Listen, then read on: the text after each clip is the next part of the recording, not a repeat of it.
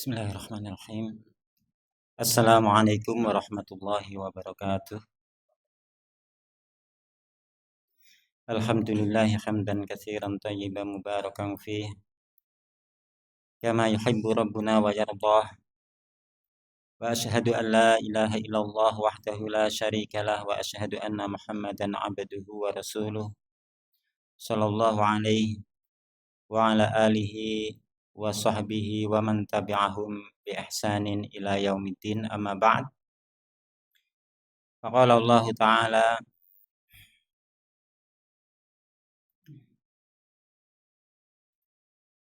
Alam ya'lamu annahu man yuhadidillaha wa rasulahu fa anna lahu nara jahannama khalidan fiha dzalikal khizyul azim.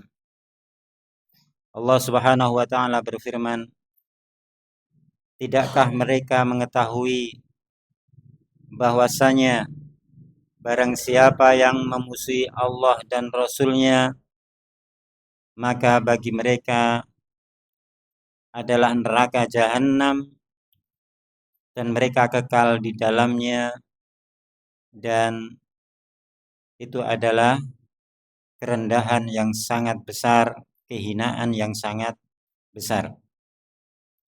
Jamaah rahimani wa rahimakumullah. Alhamdulillah kita bisa berjumpa kembali, bermuwajaah, saling bertatap muka, dan tidaklah semua ini terjadi kecuali atas rahmat Allah Subhanahu wa taala. Seberapapun kuatnya seseorang, seberapapun banyaknya harta seseorang, dan seberapapun aktifnya dia dalam berolahraga, ya, maka jika Allah tidak mendatangkan kekuatan padanya sebagai bentuk rahmatnya, maka seseorang tak akan mampu menggerakkan sedikit pun dari jasadnya, apalagi sampai bisa mendatangi majelis ilmu. Sehingga hal ini senantiasa diingatkan agar senantiasa kita mensyukurinya, karena kesyukuran itu sesuatu yang perlu senantiasa diingatkan. Dikala sesering apapun diingatkan, kadang manusia itu sangat banyak kufurnya, sangat banyak ingkarnya terhadap nikmat Allah Subhanahu wa taala. Ya. Jamaah rahimani wa rahimakumullah. Dan insyaallah kita akan lanjutkan kitab kecil kita pada perjumpaan atau bagian pertama majelis kita malam hari ini, melanjutkan pembahasan kitab Ta'zimus Sunnah, yakni pengagungan terhadap sunnah. Dan kemarin telah disebutkan beberapa dalil baik dari Al-Quran maupun As-Sunnah, yang biasa Al-Quran dan As-Sunnah, dalil dari Al-Quran dan As-Sunnah ini biasa disebut oleh para ulama dengan istilah naqli, dalilun naqli, ya. Ada dalilun naqli, ada dalilul aqli. Nakal satu, yang kedua akal, okay. Nakal, ya, yang dinukilkan, berarti dari Al-Quran dan As-Sunnah. Adapun dalilul akal, penunjukan dari sisi akal, akola, akal, okay, kalau bahasa kita, yakni akal. Maka ketika seseorang di antara kita mendengarkan suatu pembahasan, kemudian yang membahasnya menyebutkan dengan istilah nakli, itu maksudnya adalah Al-Quran dan As-Sunnah, karena tidaklah ia datang ke kita kecuali melalui penukilan-penukilan, bukan ciptaan atau hayalan atau rekayasa dari kita, tapi dia dinukilkan dari perawi ke perawi, ya. Jamaah rahimani wa rahimakumullah. Kemarin terakhir kita telah sebutkan hadis Al-Irbad bin Sariyah tentang wasiat Nabi, yang para sahabat memahaminya itu adalah wasiat perpisahan, sehingga Rasul berwasiat agar kita bertakwa kepada Allah, juga mendengar serta taat terhadap pemerintah kita dalam kebaikan, ya.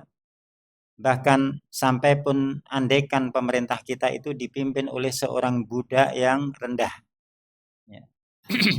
Dan kita juga diberitahukan oleh Nabi akan menemui perselisihan yang sangat banyak, bahkan akan menimpa kaum muslimin terkelompok-kelompok menjadi 73 golongan. Ya. Dan kita hari ini telah menemuinya perselisihan yang sangat banyak, dan jalan keluarnya bukan kita berpikir menyatukannya, tapi caranya adalah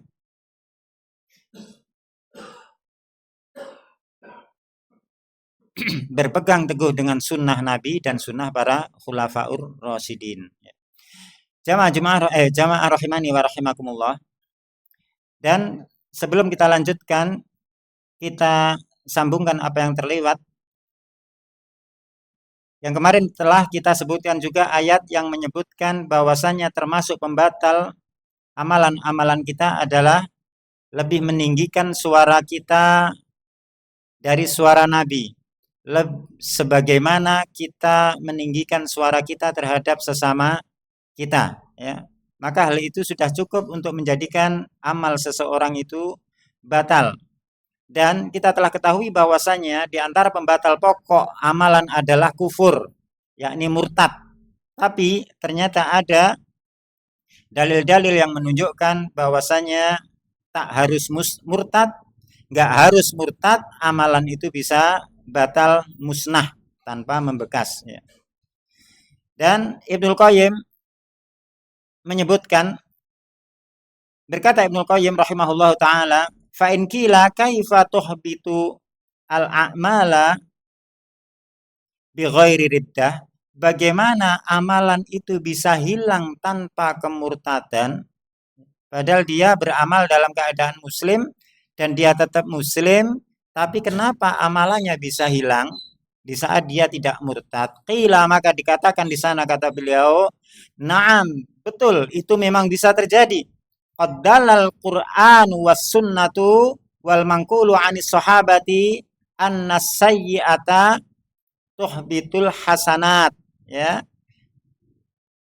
Betul, dalil-dalil dari Al-Qur'an dan As-Sunnah serta nukilan-nukilan dari para sahabat telah menunjukkan bahwasanya keburukan-keburukan itu bisa menghilangkan kebaikan-kebaikan, ya.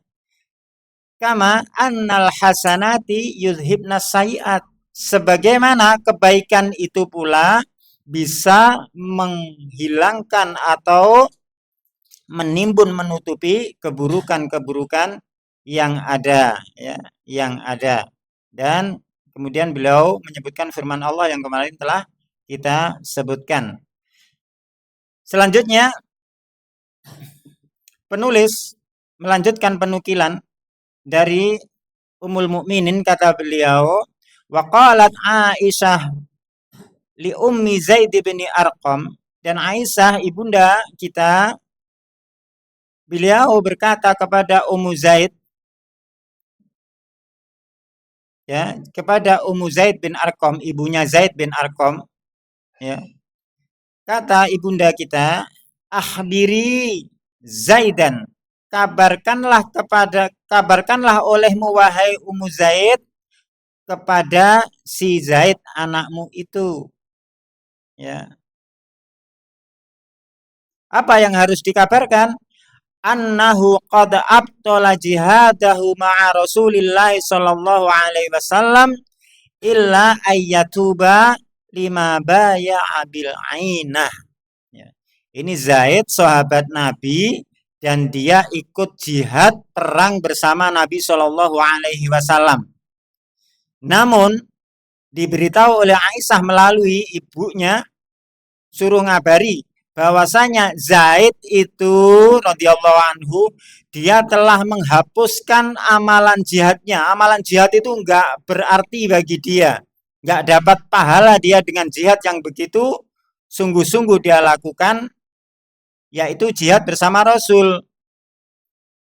Amal dia dari jihad ini akan hilang kecuali jika dia itu mau taubat. Taubat dari apa? dari sebab dia melakukan jual beli ainah, yakni sejenis jual beli ribawi, ya. Jadi ternyata jual beli ainah itu bisa menghapuskan amalan jihad. Ini amalan yang sangat besar, ya. Apalagi cuma amalan-amalan yang di bawahnya. Hari ini kita melihat betapa banyak orang melakukan amalan-amalan, namun dia melakukan perbuatan ribawi menjadi langganan hidup hari-harinya. Nah, jual beli ainah ini jenis jual beli riba. Bentuknya seperti ini. Contoh ini ngakali Allah jual beli ainah itu. Contohnya nggih, bagi yang belum tahu mudah-mudahan tahu, bagi yang pernah tahu mudah-mudahan ingat kembali. Contohnya upamanya si A sama si B. Si B ini butuh duit, ya. Butuh pinjem duit 1 juta ke si A. Nah, si A ngerti kalau aku menjemi duit kepada si B, apa untungnya? Pinjem 1 juta harus kembali 1 juta. Tapi kalau aku menjemi dia 1 juta, dia aku paksa ngembalikan 1 juta 100, berarti kan riba. Berarti dosa besar.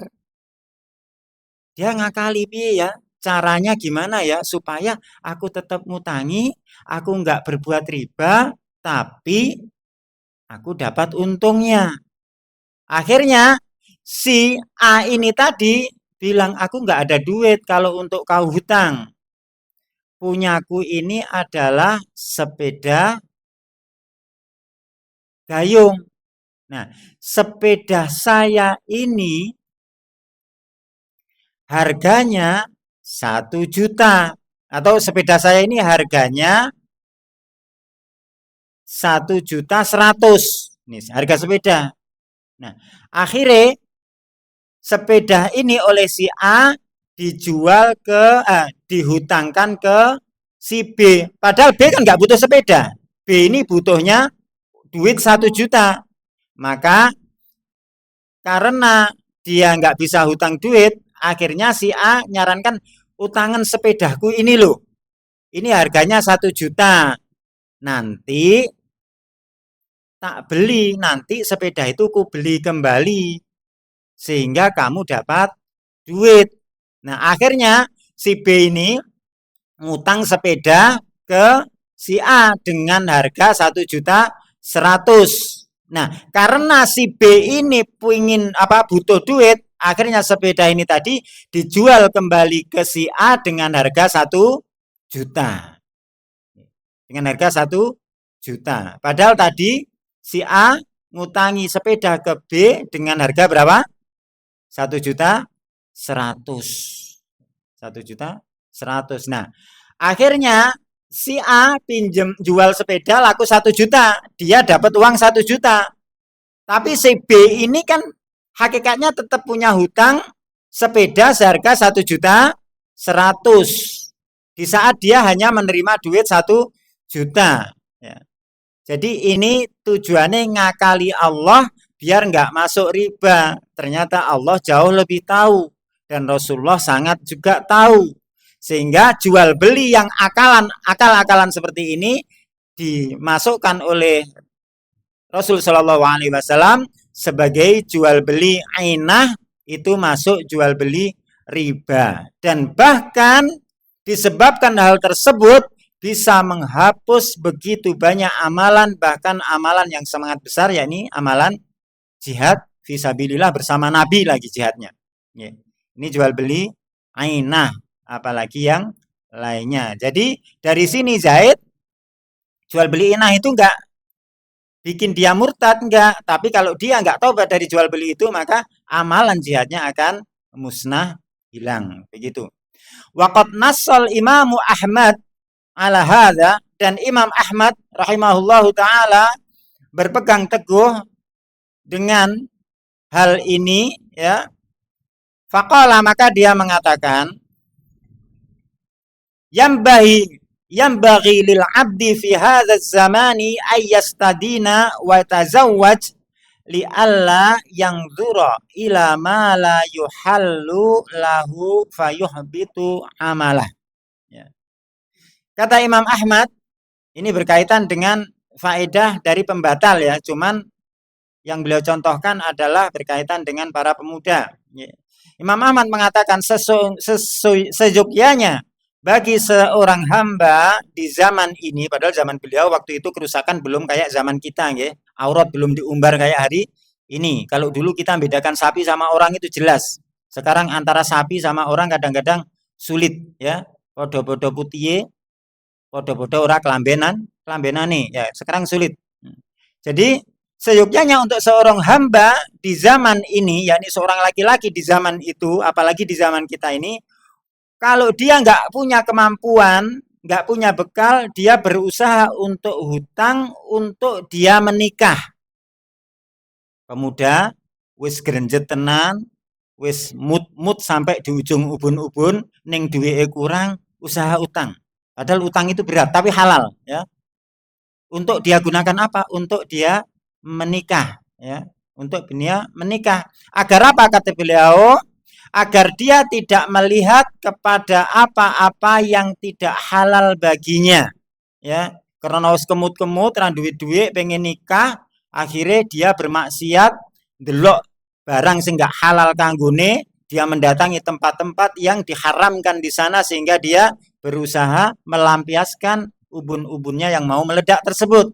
Maka kata Imam Ahmad, hendaklah dia utang rabio supaya dia nggak lihat hal-hal yang tidak halalkan, yang tidak dihalalkan baginya, fayuh bito amalahu, sehingga sebab melihat yang haram itu tadi akan membatalkan amalannya. Ini termasuk pendapat Imam Ahmad bersandar kepada hadis Aisyah bahwasanya hal-hal seperti itu bisa membatalkan amalan, ya. Bahkan beliau menyarankan nek perlu utango gak apa-apa, utang sik. Nggih rabi bene awakmu ora maksiat sing rong rabi. Sing bojone wis siji pengen loro ya mut-mut pisan, ya ora apa-apa ning lek utang ya lek iso duwe jaminan. Jamaah rahimani wa rahimakumullah. Kemudian beliau penulis melanjutkan wa ayatul muwazanah fil Qur'ani tadullu ala hadza, dan ayat-ayat menjadi timbangan dalam perkara ini, dalil dalam perkara ini di dalam Al-Qur'an, ya, menunjukkan hal ini. Batalnya sesuatu amalan gara-gara kadang sekedar perbuatan buruk. Fakama anna sayyi'ata tadhhabu bihasanatin akbaro minha. Sebagaimana terkadang keburukan itu akan hilang, akan terhapus dengan sebab kebaikan yang lebih besar dari keburukan tersebut, ya. Fal hasanatu yahbatu ajruha bisayyi'atin akbaro minha, dan sebagaimana kebaikan itu kadang pahalanya akan hilang dengan sebab keburukan yang dilakukannya dengan keburukan yang lebih besar dari kebaikan tersebut, ya. Jamaah rahimani wa rahimakumullah. Itu tambahan bagi kita melanjutkan daripada yang kemarin. Kemudian kita lanjutkan. Kata penulis Syekh Abdul Qayyum As-Suhaibani, beliau mengatakan dan menukilkan lagi, Masya Allah, kitab yang kita baca ini istimewa banget, nih. Yaitu isinya nukilan toh. Dan agama kita itu yang dinukilkan itu nggak sekedar ngobrol tiba ekor muncul dari akal-akal dia sendiri, tapi beliau sangat banyak menukilkan dari kalam Allah, kalam Rasul, juga perkataan para sahabat serta para ulama ahlussunnah wal jamaah. Beliau mengatakan, qala Abu Bakar As-Siddiq radhiyallahu anhu, berkata Abu Bakar As-Siddiq radhiyallahu anhu, kata beliau, lastu tarikan syai'an kana Rasulullah sallallahu alaihi wasallam ya'malu bih illa amiltu bih wa inni la akhsha in taraktu syai'an min amrihi an azigha. Kata Abu Bakar, Beliau mengatakan, aku nggak pernah atau nggak akan meninggalkan sesuatu pun yang Rasulullah itu amalkan. Ya. Jadi Abu Bakar ini azam kuat, berusaha keras untuk tidak pernah meninggalkan suatu amalan yang Rasulullah telah amalkan. Rasulullah amalkan, Abu Bakar amalkan. Dan Abu Bakar nggak ingin untuk meninggalkan satu pun. Kenapa? Kata beliau, karena aku takut ya, jika aku meninggalkan sesuatu aja dari perintah Nabi, maka aku akan menyimpang. Aku akan tergelincir. Nah, ini Abu Bakar. Wedine tergelincir, maka dia nggak pernah berani untuk meninggalkan satu perintah dari Nabi sekalipun. Ya. Ini Abu Bakar As-Siddiq. Maka melihat luar biasanya Abu Bakar ini, Allaqa Ibnu Battah ala hadza biqaulih.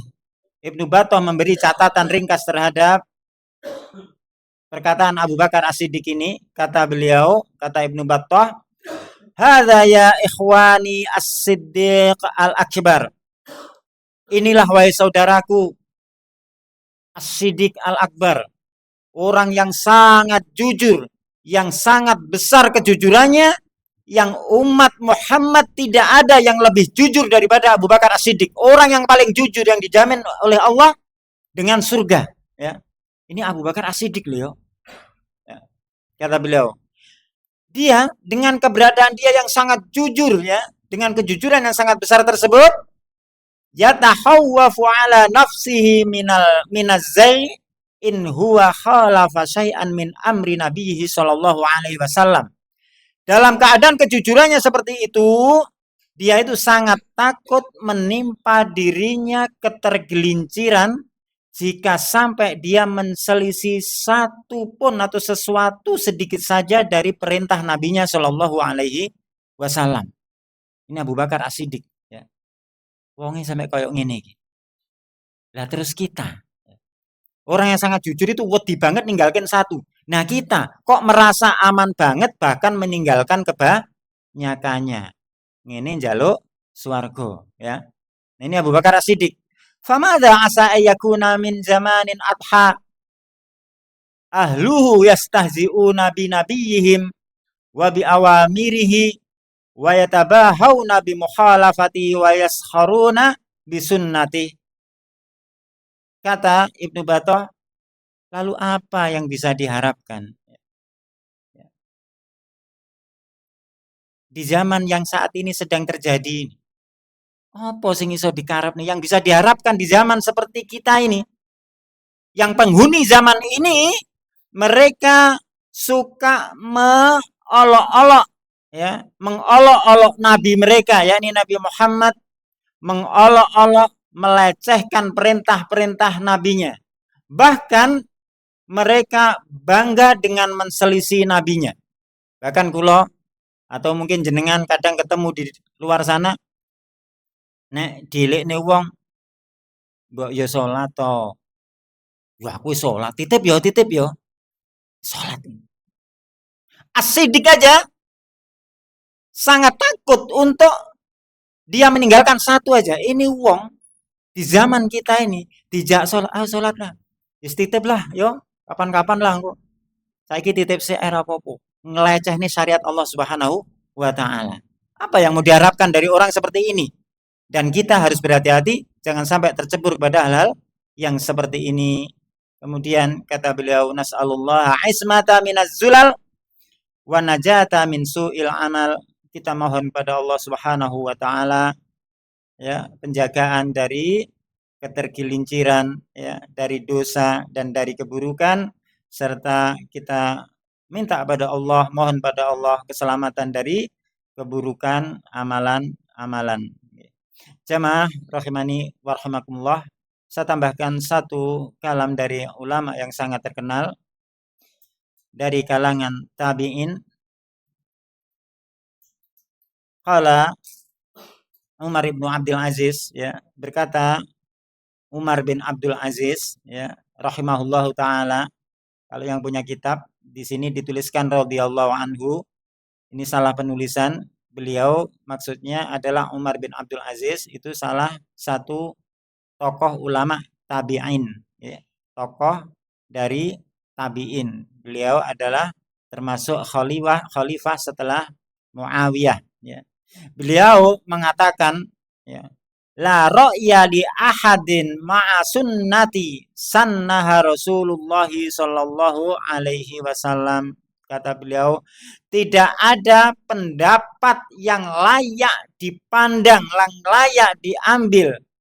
Ya, tidak ada pendapat seorang pun yang layak diambil bersamaan adanya sunnah dari sunnah Nabi yang Nabi Shallallahu Alaihi Wasallam telah menetapkannya sebagai sunnah agama kita ini, sebagai jalan hidup, sebagai ajaran agama ini. Maka siapapun orangnya, nek kulon jenengan menemukan satu pendapat kok bertentangan dengan sunnah Nabi, dengan jalan hidup yang dituntunkan Nabi, maka buang dan enggak layak diambil sama sekali. Sebagaimana kalam Umar bin Abdul Aziz rahimahullahu ta'ala. Jamaah rahimani wa rahimakumullah, itu berulang faedah-faedah berkaitan dengan ta'zimus sunnah dan masih beberapa penukilan. Insya Allah kita lanjutkan pada majelis-majelis selanjutnya sebelum kita masuk pada hukuman yang disegerakan bagi orang-orang yang menentang sunnah semenjak di dunia. Jamaah rahmani wa rahimakumullah, insya Allah pada pembahasan awal ini kita cukupkan dan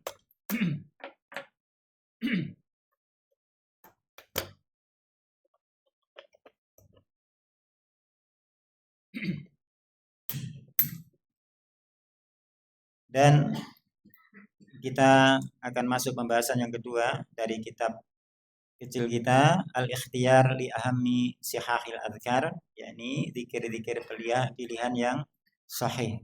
Dan pada perjumpaan yang telah lalu kita telah menyelesaikan satu doa yang sering dibaca namun bukan pada tempatnya, yakni Allahumma hdini fiman hadait ila akhir, yakni doa kunut yang itu diriwayatkan sebagai kunut sholat witir, namun sebagian orang menggunakannya sebagai kunut subuh terus-menerus, dan telah kita sebutkan kemarin bantahan para ulama tentang tidak disyariatkannya kunut subuh terus-menerus.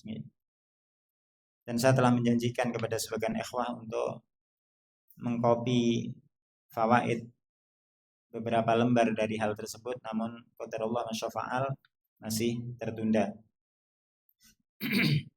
Dan kita akan masuk selanjutnya setelah sebelumnya penulis menyebutkan doa di antara dua sujud, kemudian di sela-selanya dengan doa kunut. Namun kita kembali kepada runtutan setelah duduk di antara sujud dan sujudnya juga sudah, maka sekarang masuk pada minadzikri at-tasyahhud fis shalah. Zikir atau sebagian zikir di dalam tasyahud salat, ya, tasyahud salat ketika kita duduk tasyahud. Mu'alif berkata, An Ibnu Mas'ud radhiyallahu anhu, dari Ibnu Mas'ud radhiyallahu anhu, qala, beliau berkata, Allamani Rasulullah sallallahu alaihi wasallam wa kafi baina kaffai at-tasyahhud. Bahwasanya Rasulullah Shallallahu Alaihi Wasallam telah mengajari aku dalam keadaan telapak tanganku berada di antara kedua telapak tangan Nabi, dicekeli. Itu loh, cara Nabi ngajari benar-benar sangat maksimal, sangat sungguh-sungguh. Kulon jenengan paling ngertine iki ajaran pendekar-pendekar di film. Lek nyalurne ilmune, muridé sila nang ngarepe, tangane ditempelne, gemeter metu cahaya merah muda. Nah, padahal zaman Nabi itu Nabi memang begitu. Jadi Ibnu Mas'ud itu diajari Nabi dalam keadaan telapak tangan Nabi itu sekeli Nabi. Berada di antara kedua tangan Nabi. Maka pengajaran yang seperti ini sangat maksimal hasilnya. Ibaratnya saya, ayo li, tak ajari li, ini li. Yo, berarti ini yo. Itu karo yang seperti ini, nggih. Kadang-kadang sih iso kalau sekeli ini kan benar-benar maksimal, nggih. Nah, kata beliau, Rasulullah telah mengajari aku dalam keadaan telapak tanganku berada di antara kedua telapak tangan Nabi, mengajari apa? Yakni bacaan tasyahud. Kama yu'allimuni surata minal Qur'an, sebagaimana Rasulullah telah mengajari aku suatu surat di dalam Al-Qur'an. Nah, Rasulullah juga ngajari Ibnu Mas'ud surat-surat dari Al-Qur'an itu juga dengan cara seperti itu, ya. Maka Ibnu Mas'ud termasuk salah satu ahli tafsirnya para sahabat, karena belajar dari Rasulullah juga dengan cara seperti itu, sangat maksimal, dituntun tenan, ditalkin. Bacaannya gimana dalam tasawuf yang diajarkan Nabi kepada Ibnu Mas'ud, yakni at-tahiyyatu lillah was-shalawatu wat-thayyibat. Assalamu alayka ayyuhan nabiyyu wa rahmatullahi wa barakatuh. Assalamu alayna wa ala ibadillahis salihin. Ashhadu an la ilaha illallah wa ashhadu anna Muhammadan abduhu wa rasuluh. Akhrajahul Bukhari wa Muslim. Jadi ini salah satu bacaan tasyahud akhir, ya. Insyaallah kulon jenengan mayoritasnya sudah hafal. Namun kadangkala ada yang nggak hafal karena biasanya dia membaca bacaan tasyahud yang diriwayatkan oleh Ibnu Abbas. Ya, nanti disebutkan, saya nukilkan dari sebagian kitab yang lain. Namun di sini Asy-Syaikh penulis kitab kecil kita ini kenapa hanya mencantumkan bacaan tasyahud satu ini saja?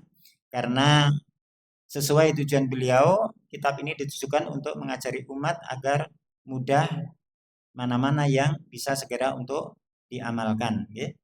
Dan biasanya di masyarakat itu tahiyat ini biasanya banyak diamalkan teman-teman yang ada di Muhammadiyah. Kalau yang teman-teman di NU biasanya pakai riwayat Ibnu Abbas, At-Tahiyatul Mubarakatuh Shalawatu dan seterusnya, ya. Nah, doa ini diajarkan Rasul sallallahu alaihi wasallam benar-benar ditalkin. Maka kulon jenengan lek maca doa ini ya dirasakan tenan. Karena Ibnu Mas'ud itu diajari benar-benar ditalkin. Nah, kita artikan doa ini, mudah-mudahan yang belum tahu artinya nek tasyahud tambah khusyuk, nggih. At-tahiyyatu lillah, ya.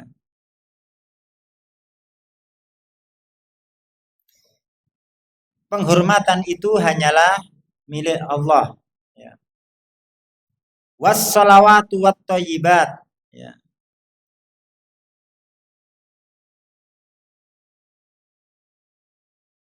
Juga pengagungan, penghormatan dan kebaikan-kebaikan itu pula. Assalamu alayka, kesejahteraan itu atasmu, ayyuhan nabi, wahai nabi, wa rahmatullahi wa barakatuh, dan rahmatnya Allah serta barokahnya Allah itu juga untuk engkau wahai nabi, yakni Nabi Muhammad. Assalamu alayna wa ala ibadillahis salihin, demikian pula salam kesejahteraan itu mudah-mudahan tercurahkan atas kami dan atas hamba Allah yang soleh. Nah, wong nek soleh iki enak, nggih. Jadi orang soleh itu tiap hari didoakan oleh orang yang sholat seluruh dunia. Wahai Allah, anugerahkan kesejahteraan, ya, atas kami yang sholat itu dan atas hamba-hamba Allah yang soleh. Itu enaknya jadi wong soleh. Kemudian asyhadu alla ilaha illallah, aku bersaksi bahwasanya tidak ada sesembahan yang berhak disembah kecuali Allah, dan wa asyhadu anna Muhammadan abduhu wa rasuluh.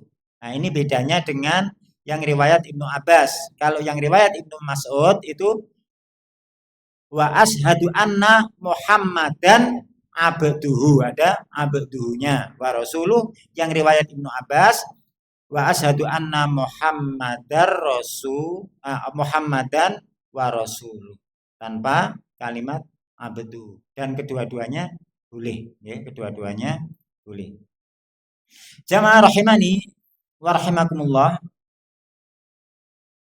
Kemudian saya nukilkan sedikit faedah dari kitab Syekh Abdul Aliryani hafizahullah taala. Beliau ini juga murid dari penulis kitab kecil ini.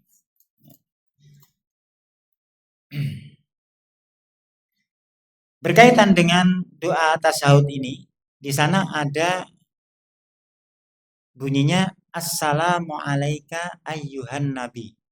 Kesejahteraan atasmu wahai nabi. Seakan-akan kita itu ngomong ke manusia secara langsung. Di saat nabi itu sudah meninggal. Dan Bani Adam itu udah nggak bisa kita hubungi kalau dia sudah meninggal.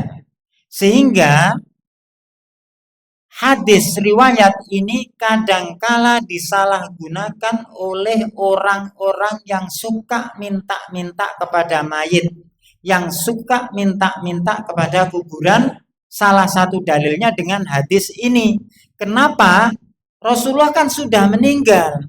Dalam keadaan seperti itu, kita tetap diperintahkan baca tasyahud, assalamu alayka ayyuhan nabi.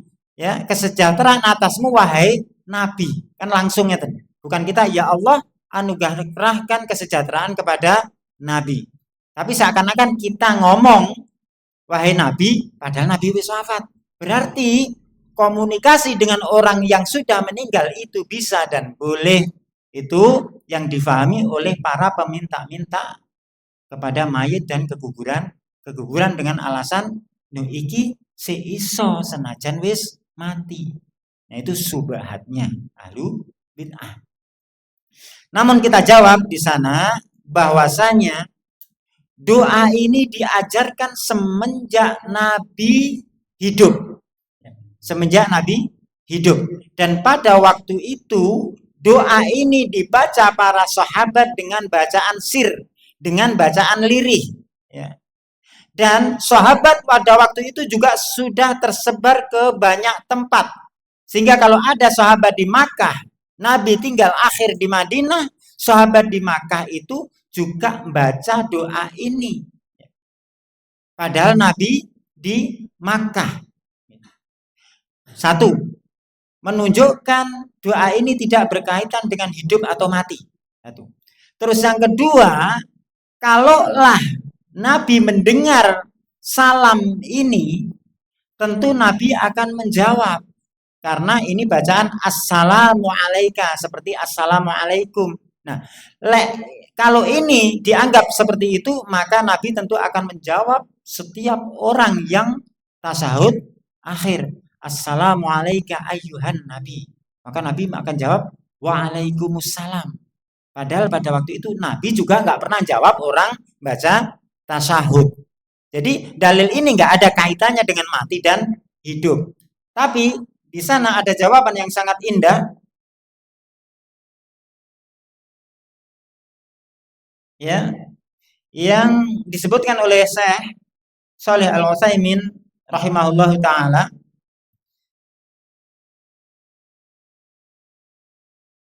tentang ucapan seperti ini. Dan kemudian apakah khitab atau bentuk pengucapan ini, ya, tujuannya seperti diperhadapkan langsung pada seseorang, pamannya assalamualaikum, ya, kepada kamu, seperti pembicaraan kita dengan yang lainnya? Maka jawaban beliau tentu tidak.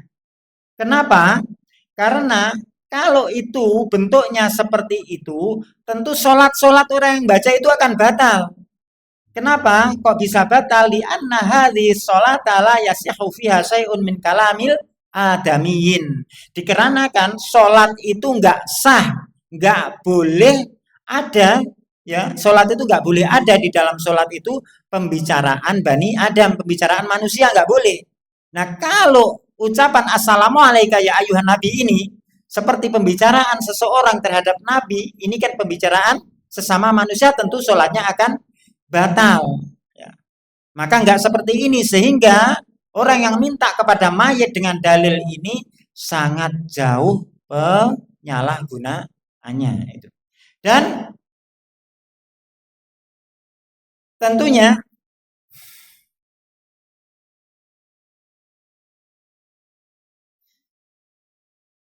kita juga tidak selayaknya untuk menetapkan ini sebagaimana pembicaraan manusia, ya, pembicaraan manusia. Dan ada salah satu jawaban yang juga sangat bagus. Nah, kalau gitu kenapa Nabi sudah mati, kok kamu tetap baca seperti itu? Kita akan katakan bahwasanya kita sholat ini tauqifiyah. Bacaannya sesuai yang diajarkan, maka tidak selayaknya orang merubah bacaan. Itu pertama. Namun orang-orang yang meminta kepada mayit dan kuburan, ya, mereka juga mempunyai pendalilan, ya, dalam dalil yang sahih, ya. Diriwayatkan di sini bahwasanya telah warid di dalam Sahih Bukhari dari Abdullah bin Mas'ud pula bahwasanya dahulu mereka para sahabat, katanya Ibnu Mas'ud, sahih loh ini, ya, bahwasanya dahulu para sahabat itu ketika Rasulullah Shallallahu Alaihi Wasallam wafat, mereka mengucapkannya dirubah, bukan assalamu alaika ayyuhan nabi, tapi assalamu alan nabi. Kalau yang diajarkan Nabi, keselamatan kesejahteraan atasmu wahai nabi, koyok ngeten nggih.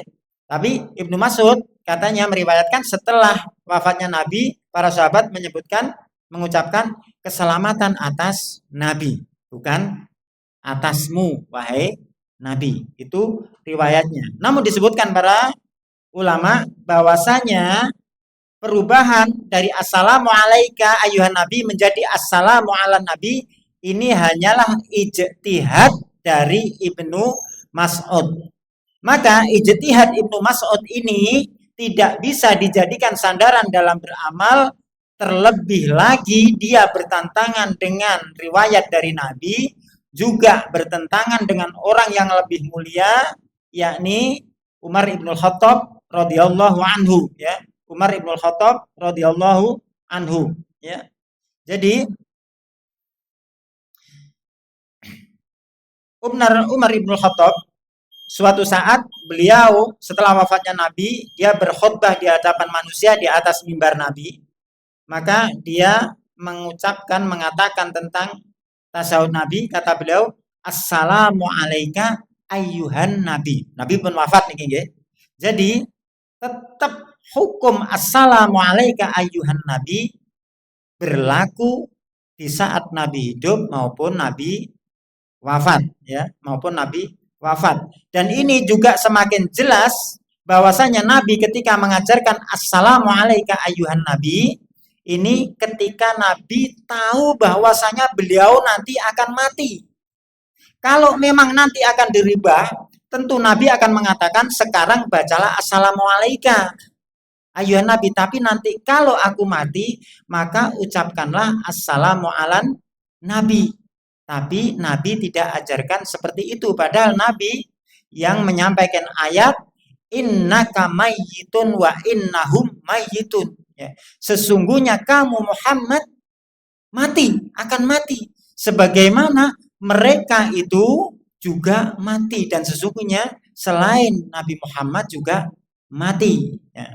Maka ini semakin memperjelas kita bahwasanya yang sahih ucapan dalam tasawuf tetap menggunakan kalimat assalamu alaika ayyuhan nabi, assalamu alaika ayyuhan nabi, bukan assalamu alan nabi.